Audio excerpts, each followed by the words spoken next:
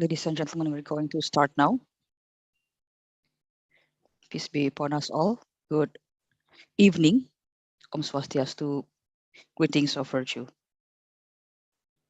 Distinguished Her Excellency Minister Mulyani, His Excellency the Governor of Bank Indonesia, distinguished participants,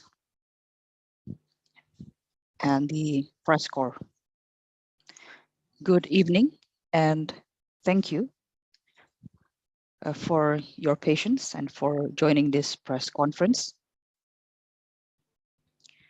I hope we are staying safe and well. And we are thankful that the Finance Ministers and Central Bank Governors meeting and the Finance and Central Bank Deputies meeting went very well. This evening, we have the Minister of Finance and the Governor of Bank Indonesia. Good evening to you both.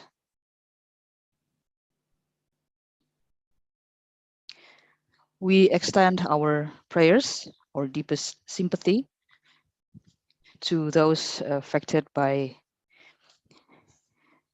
COVID-19, and we pray for their speedy recovery.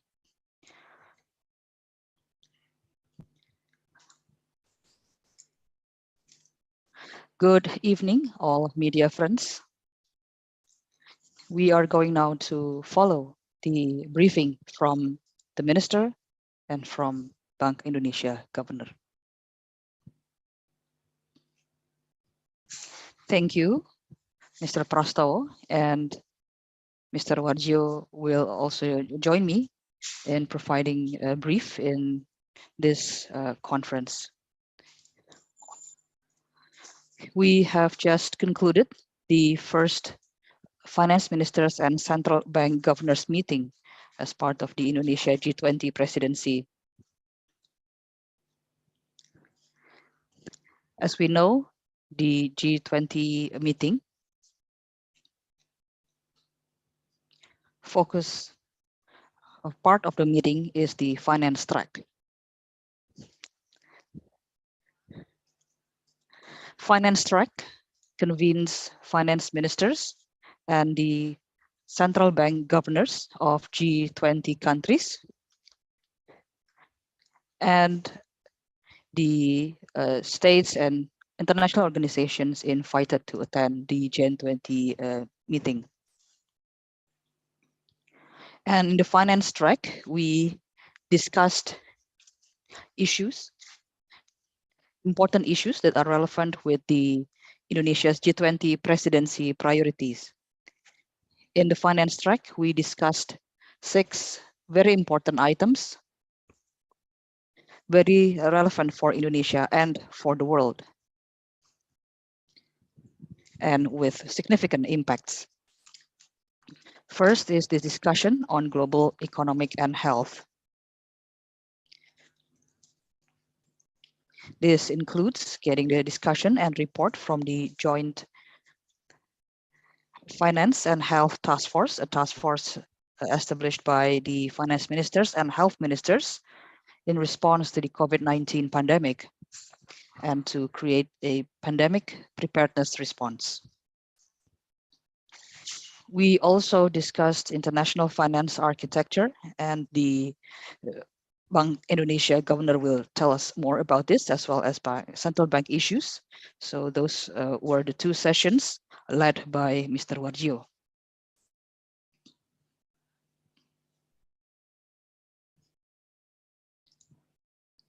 On the first day, we also organized a high-level seminar attended by prominent names, and it was about the strengthening of global health architecture. In the seminar, we discussed about pandemic-related issues and how the world can prepare better, because we know that the pandemic affects everyone around the globe, and the impacts are precedented, very significant impact financial-wise, with significant economic contraction, and very difficult for some countries to recover, and not to mention the social and health impacts to those affected by COVID-19. The pandemic has also caused loss of lives and serious social impacts. And so the seminar discussed about global health architecture and how we can strengthen that going forward. There were three key issues discussed on that day, and I led the discussion. The first session was on sustainable finance.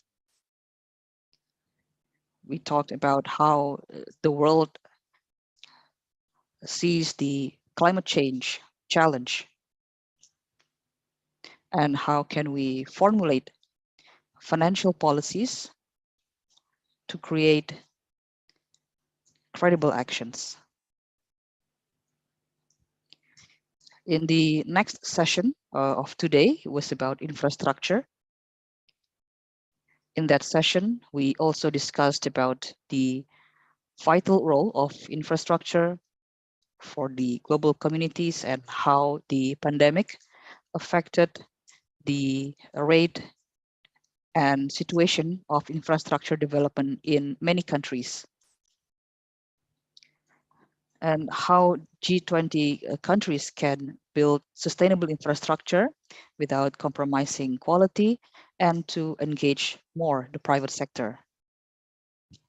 The third and final session, very important, where we achieved a lot of progress, was about international taxation.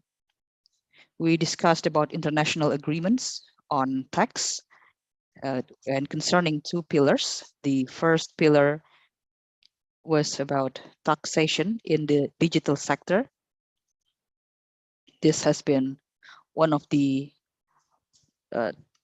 tense issues discussed around G20 countries, but it was agreed on the taxation mechanism in the digital sector.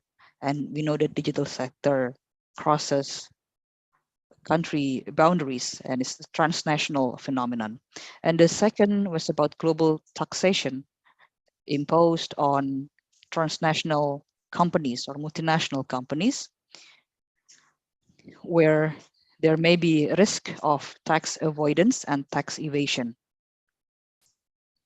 And we talked about how all countries can work together and to circumvent and to prevent tax avoidance and tax evasion through the second pillar, and that is to apply minimum taxation and to have agreement frameworks. Of the many items discussed today, among those items were the condition or the state of developing and poor countries, where they face heavy indebtedness.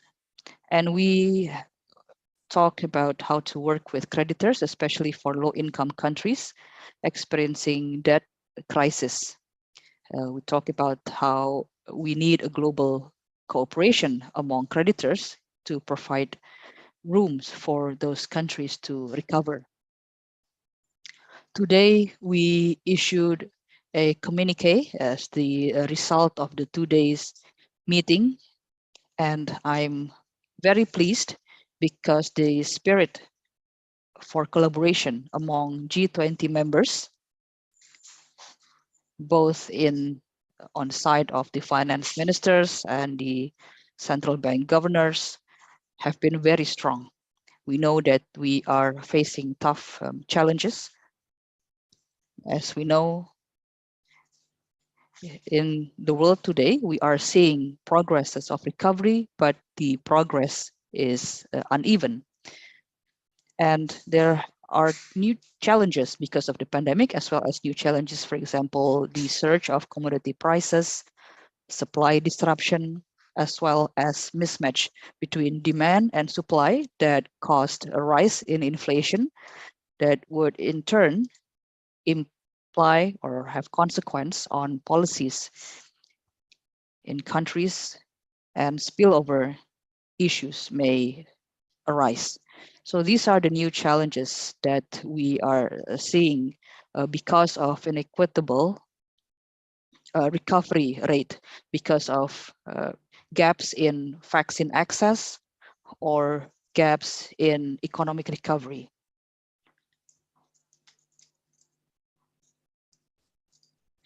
And therefore, the spirit of collaboration is important. And as mentioned by the president during the opening speech, geopolitical situation adds to global recovery challenges that G20 countries are facing.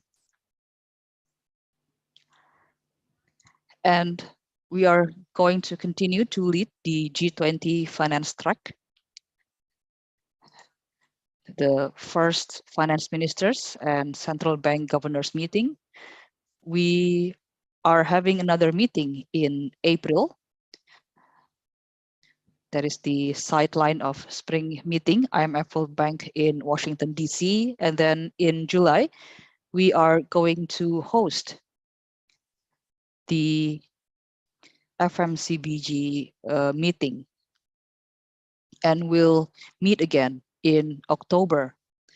It's also the sideline of IMF World Bank annual meeting in Washington, D.C.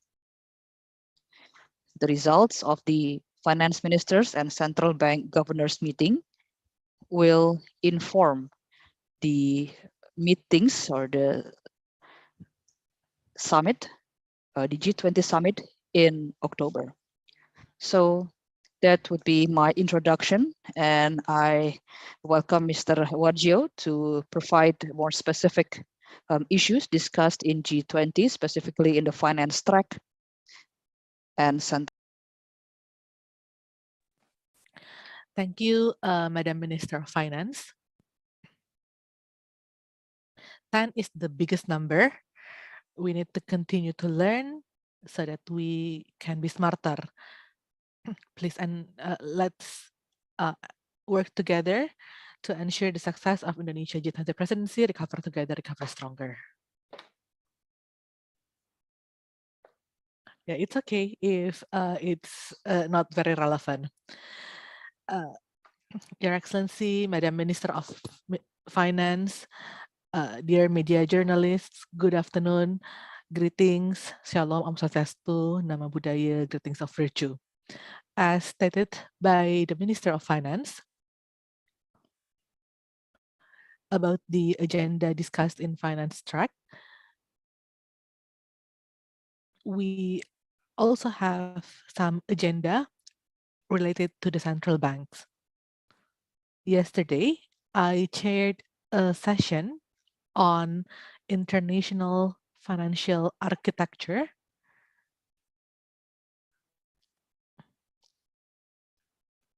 and the third session on financial sector reform. Financial sector reform. I will share some highlight of the second session on the international financial architecture. In this session, we discussed about various issues that are relevant to the global financial sector, especially international monetary system. In particular, how to plan and anticipate normalization policies in developed countries, especially the normalization of monetary policies or monetary policies on normalization. Madam Minister has explained that the global economic recovery is continued, even though in the short term or in the short run, we will be faced various problems, especially related to exit policies, both in terms of fiscal and monetary, including the plan to increase the Fed fund interest rate, as well as the risk related to the global supply chain disruption, energy crisis, and geopolitical tension. In the International Financial Architecture session, we discussed how policy normalization should be done in a considering manner and how developing countries should anticipate this and should address this. We, in the second session, agreed that in order to support the global macroeconomy and global financial system, the G20 plans to implement a well-calibrated and well-considered normalization policy, as well as well-planned normalization policy, as well as well-communicated normalization policy. This is important so that these policies have minimum impact to the global financial market, as well as minimizing the impact to the developing countries in terms of the spillover effect. This is also very important to ensure that the global economic recovery can be continued, and in the long run, we can return to our long-term economic growth trend, and also to address the scarring effect of the pandemic to the real sector. Therefore, when developed countries taking the normalization policy, the G20 countries are committed to have a well-calibrated, well-planned, as well as well-communicated policies. Of course, in line with the unique situation and condition of each country. What about the anticipation measures that should be taken by the emerging and developing countries? This is where emerging countries and developing countries need to take a healthy and sound macroeconomic and financial system policy, including by taking monetary policies that are not only supporting domestic economic recovery, but should also address the spillover effect due to the global economic situation. The emerging countries should also take policies to manage capital flows, the capital flows management. This is important so that the spillover effect from the global financial sector can still help the inflow of investment to developed countries. We also discussed about the importance of the use of currency for trade and investment that is more diverse in nature to ensure the resilience of developing countries in addressing the spillover effect. So those are the discussion in the Global Financial Architecture session. So from developed countries, they need to have well-calibrated, well-planned, and well-communicated policies, while the emerging countries and developing countries need to have sound macroeconomic and financial system that is known, diversification of currency in international trade and investment. In this session, we also discussed that amidst the global uncertainty and the need to increase the economic resilience, G20 reaffirmed its commitment to strengthen the long-term financial resilience. Therefore, G20 discussed efforts and measures to increase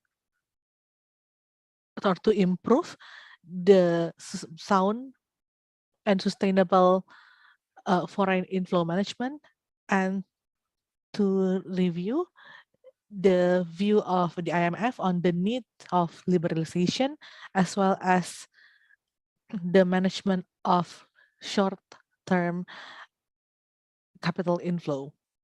In line with this, the COVID-19 pandemic also also calls for efforts to recover the international supply chain. In this case, Indonesia G20 presidency discussed the use of diversification of currency in international finance and trading by considering the cost and benefit. G20 also committed to strengthen the global financial safety net provided by the IMF to assist countries in maintaining and safeguarding their economy against the global economic shock. So that's the second session on international financial architecture. I will now move to the third session on the global financial sector reform. Overall, since the onset of the global crisis, the condition of the global financial sector is stronger, especially in terms of the banking sector. Overall, the capital adequacy ratio and the liquidity ratio and the risk management capacity of the global banking sector is strong. However, we need to see, or we also realize that the pandemic also brought some impact to the corporate sector, which will in turn affect the banking sector.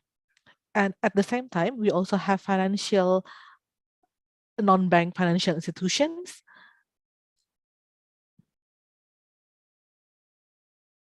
as well as the widespread of crypto assets trade. So in this financial sector reform, G20 countries discuss about efforts to strengthen the global financial sector and how to contain the impact of the global pandemic to the financial sector, so that financial institutions can find or can implement its function, including the intermediary function to contribute to the global economic recovery. Another point is how to manage risk by using technology and digitalization in the financial sector. From the risk management sector, G20 countries agreed to have a governance system for crypto assets and also monitoring system for crypto assets. The development of crypto assets is quite widespread, and if we do not manage this well, it can cause instability in the global financial sector. G20 also emphasized about the importance to continue the assessment of CBDC, central bank digital currency, and its impact to the global financial sector. From the optimization of technology, G20 countries also agreed to continue the implementation of G20 roadmap to enhance cross-border payment system. Cross-border payment system roadmap of G20 has been formulated during the presidency of Saudi Arabia. In the Italian presidency, we have formulated a roadmap for digitization of payment system in many countries, as well as to strengthen the cross-border cooperation, to expand the digitization of payment system, to promote easy transaction, fast transaction, and a cheap transaction or affordable transaction. So in our Indonesia G20 presidency, we will implement various roadmaps, these various roadmaps to promote easy, efficient, and reliable payment system. And in digitizing this payment system to be used to improve the financial inclusion, especially to develop retail transactions, as well as to support MSMEs, especially for women and youth. So I think those are the key takeouts from the two sessions that I chaired, the session on international financial architecture and the third session on financial sector reform. I'd like to return the floor to you, Madam Minister of Finance. Thank you, Mr. Governor Perry. There are many issues being discussed, actual issues in the financial sector, as well as the central bank sector, economic sector, as well as finance and fiscal. As I said it earlier, we had a historic agreement in international taxation in which we agreed to the two pillars of international tax packages. The first pillar related to the taxation for digital sector, and the second pillar is on how to address base erosion, profit shifting, tax avoidance, and tax evasion. In this meeting, we agreed that after the two principles have been agreed, we will then conduct monitoring of their implementation. In this meeting, we agreed that for the second pillar, how to address global anti-base erosion model in the second pillar and how we can implement this as an effective policy by 2023. And for the first pillar, which also requires multilateral convention, so this is on the first pillar, digital taxation, we also expect to have an agreement and full implementation by 2023. Therefore, many countries will need technical assistance, both in terms of the legislation drafting to implement this agreement domestically, as well as in terms of capacity building for their tax authority. Therefore, in this G20 meeting, we also agreed on increasing support for capacity building for developing countries that need assistance to implement these two pillars based on the timeline. And we also say that this is a very ambitious timeline.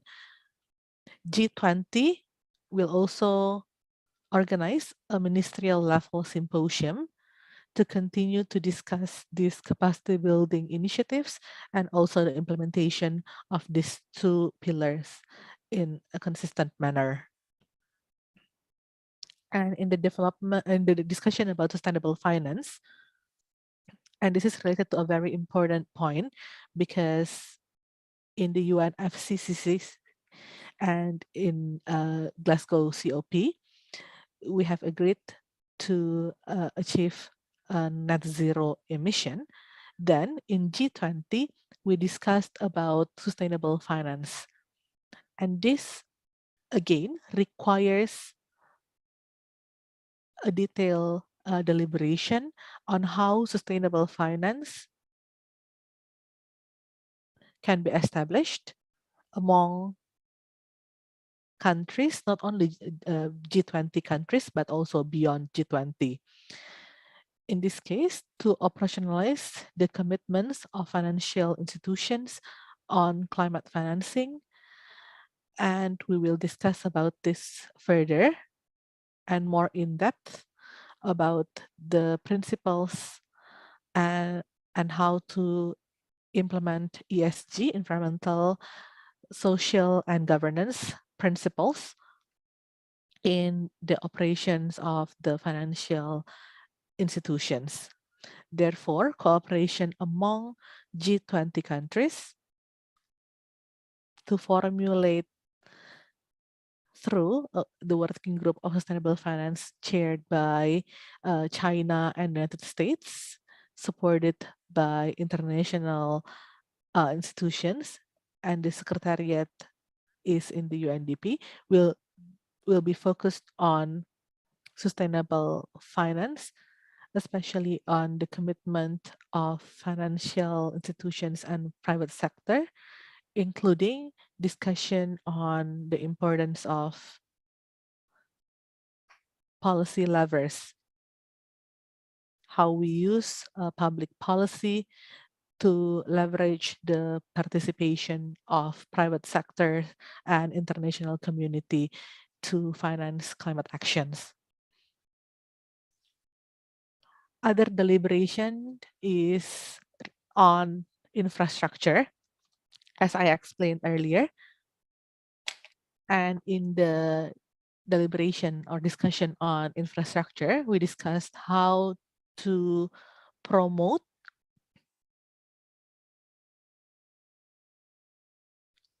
the implementation of G20 roadmap for infrastructure as an asset class. So this is a topic that has been discussed continuously from presidency to presidency. In this topic, the discussion focuses on how to leverage private sector participation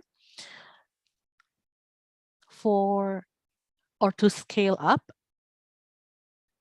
the infrastructure development alongside with the public fund as well as financing from the multilateral development banks. Since the requirement for infrastructure is very big, up to 6.3 trillion US dollars. Therefore, all available sources need to be tapped by each and every country to develop their infrastructure. In terms of infrastructure, we also agreed how G20 can continue to promote the principle of quality infrastructure investment, principles. And we will develop indicators to identify infrastructures that fall under quality infrastructure investment. This will help many countries to select or to screen which infrastructure project to finance and to ensure the quality and sustainability of the infrastructures. We also discussed about FATF, the Financial Action Task Force, the Financial Action Task Force. FATF is a global standard setting body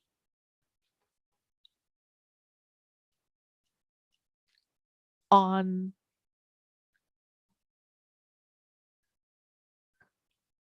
AML, anti-money laundering, and CFT, counterterrorism financing, and counter-proliferation financing. FATF, as a global cooperation, should be able to create confidence in the financial sector so that the financial sector is not being misused for money laundering, terrorism financing, and proliferation financing. In this case, FATF has issued a guidance that is constantly being reviewed on risk-based approach on virtual assets. Virtual assets including the one that was mentioned by the Mr. Governor, crypto assets, cryptocurrency. I think that's all.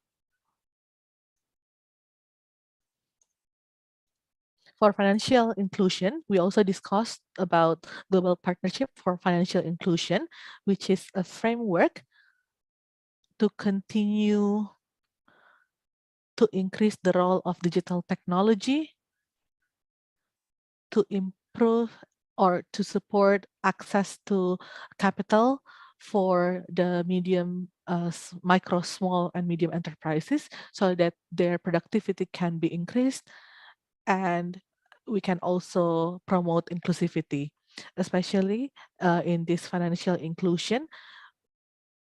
We have a target to assist businesses owned by marginalized and groups, including women, youth, and MSMEs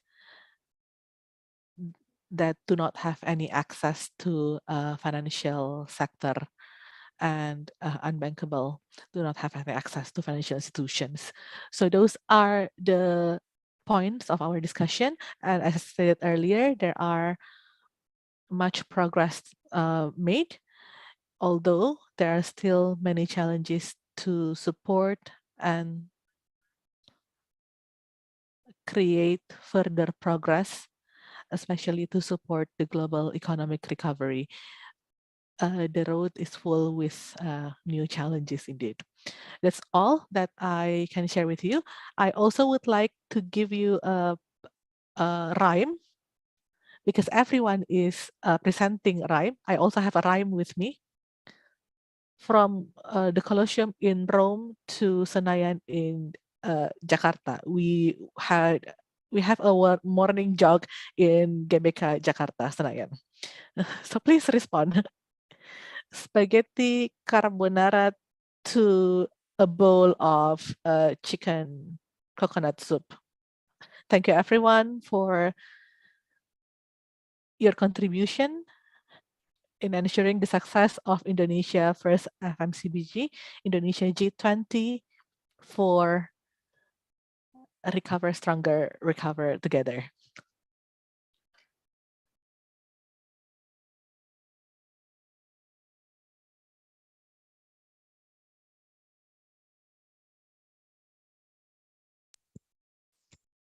Thank you so much. I'd like to read out one more rhyme. Otherwise, the person making it may protest. Going to the park, looking at Rafflesia flowers. On your way home, you get on a scooter. Let's support Indonesia's G20 presidency. Recover together, recover stronger.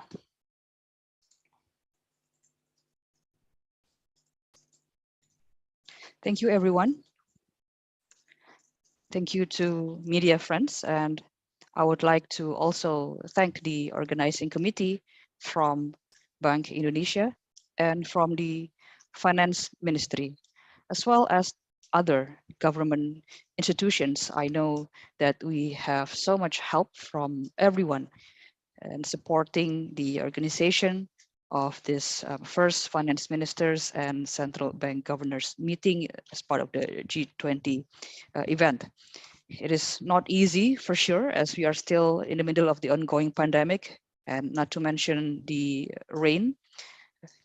And every time we are going to organize an event, we need to check the weather forecast, and there's just so much logistical preparation that needs to be done. So I'm aware of the extraordinary work of all teams, and I see that you are implementing the health protocols, but I know you're also tired, you lose sleep for the past 2-3 days. Thank you so much, everyone, and please stay supportive to one another, because this is not the first or the last meeting, because we're going to have the series of meeting until end of this year. So let's stay healthy, stay strong, recover together, and after at the end of the series of meeting, we can recover together and recover stronger. Thank you so much, and peace be upon us all. Madam Minister, would you be so kind to ask 2 questions, to have 2 questions? Yes, of course. Thank you, but in order to ask your question, you also have to deliver a rhyme. We have 2 questions from Gayatri from Reuters and Anya from AFP.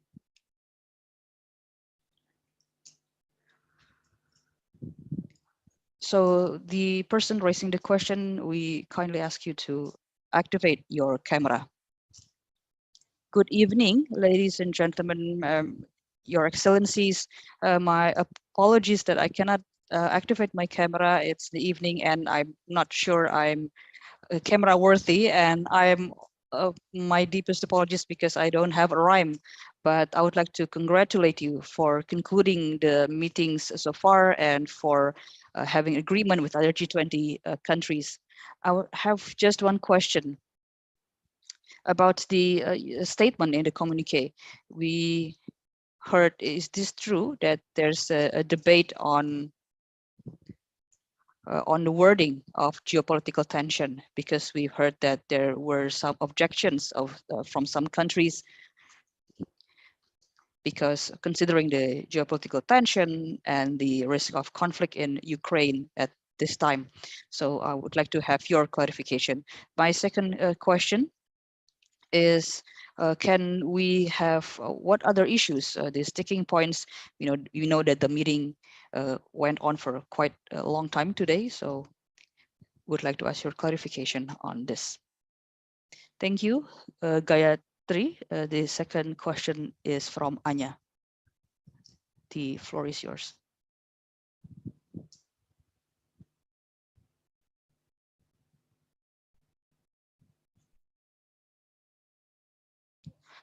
Good evening, Your Excellencies. Thank you for the opportunity. I have similar questions with Gayatri.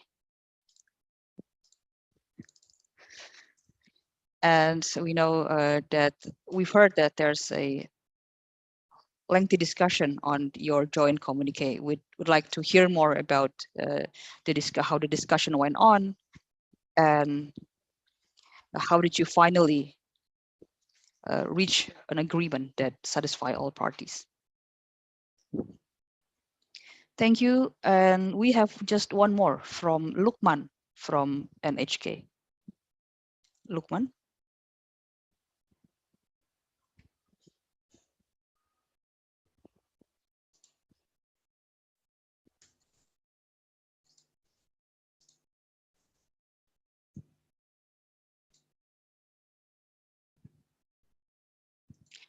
Good evening, Your Excellency. Following up on the previous 2 questions, is the sanction from Russia imposed on Ukraine, was it discussed during your meeting? Russia's sanction imposed on Ukraine, did you discuss that in your meeting? Thank you. Thank you, Lukman, for that question.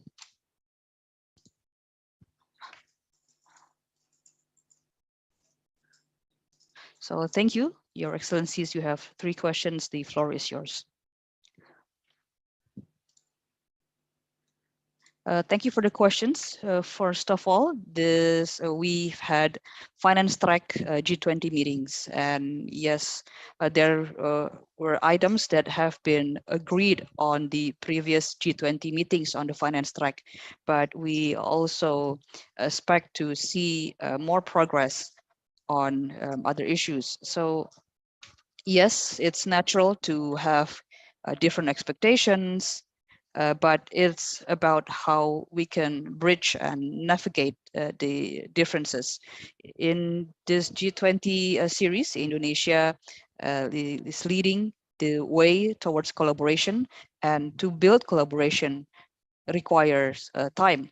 And so it's about bridging the gap.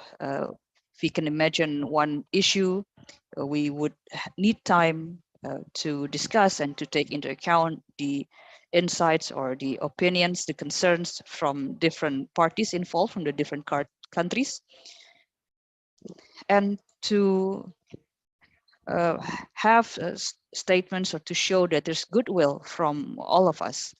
And so, yes, we discuss all issues, very all encompassing. For example, the geopolitical, someone mentioned about Ukraine.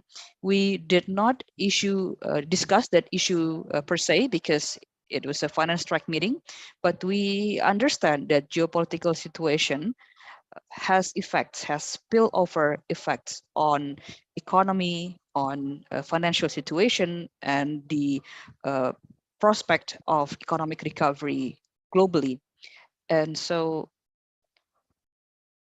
we need to treat the issue, making sure that the geopolitical situation will not undermine the efforts of global economic recovery, because efforts of recovery are ongoing, but they are not evenly distributed right now.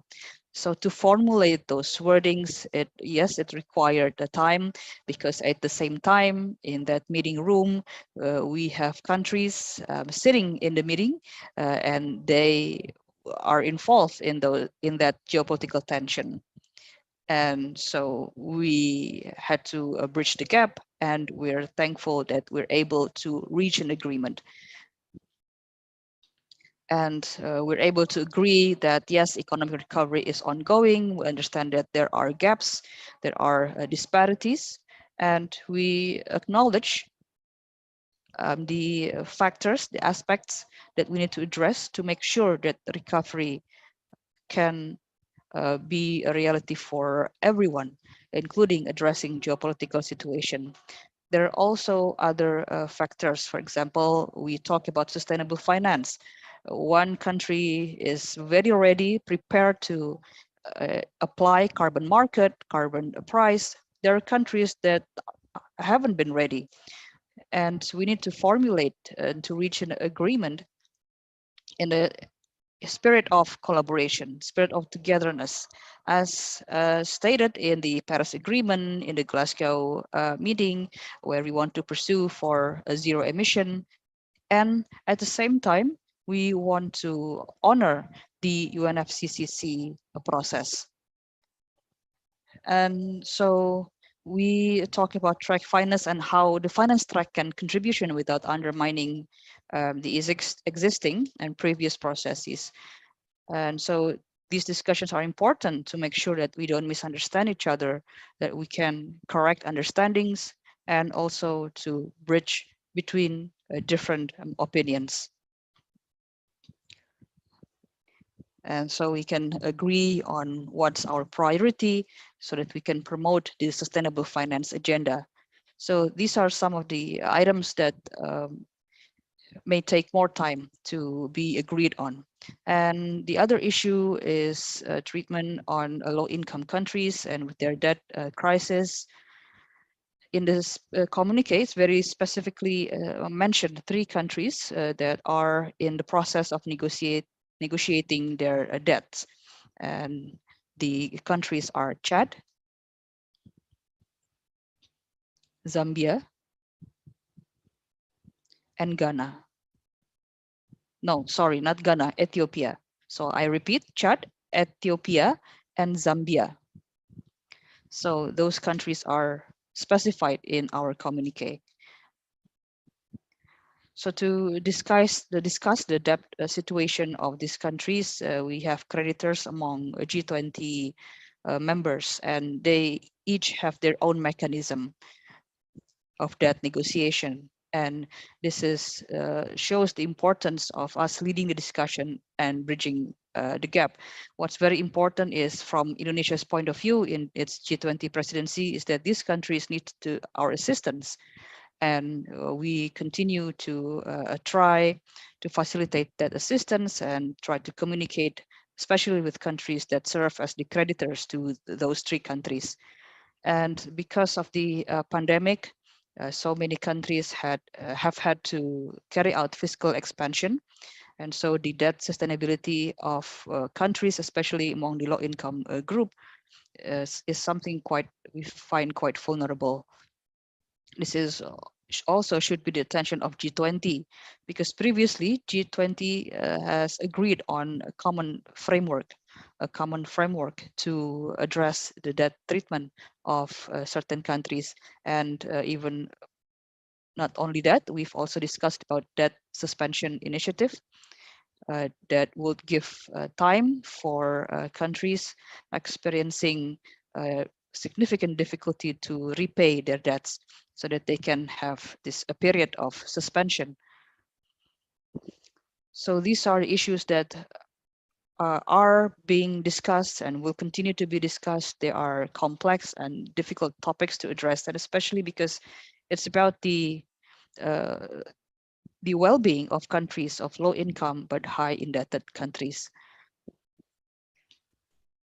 So in managing and in leading the meetings, we have to hear the opinions of everyone in the table if we want to reach an agreement. And especially because this also concerns the credibility of G20 as a group of states with powerful economies that can lend a hand to countries that are struggling or in difficulty. So those are my answers. We do not discuss specifically about Ukraine, but we do discuss the spillover effects of that situation to the economic and global recovery. Thank you. Peace be upon us all. Stay healthy and stay safe. Thank you, Your Excellencies, Madam Minister, Mr. Governor. We have 98 journalists from Indonesia and abroad attending our press conference today.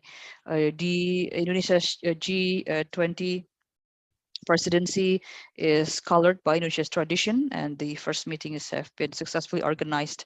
The G20 presidency is a success for a more prosperous and just world. Thank you. We conclude the conference now, and thank you for your attendance.